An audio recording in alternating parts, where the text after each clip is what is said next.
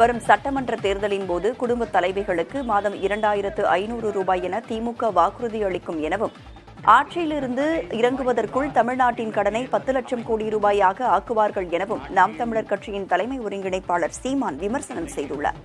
ஈரோடு கிழக்கு தொகுதியில் பரப்புரை கூட்டத்தில் பேசிய அவர், திராவிடம் தமிழ் தேசியம் என இரு சித்தாந்தங்களை காலம் நேருக்கு நேர் மோதவிட்டுள்ளது எனவும் கூறினார்.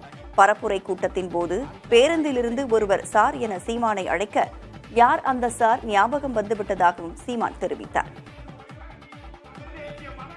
26 தேர்தலை சந்திக்க வருகிற போது இதே திமுக குடும்ப தலைவிக்கு 2000 ரூபாய் 2500 ரூபாய் தருகிறோம் என்று அறிவிக்கிறதா இல்லையா என்பதை மட்டும் பாருங்கள்.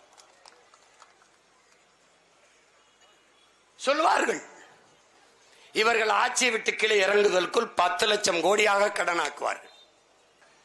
என்ன சாதனை?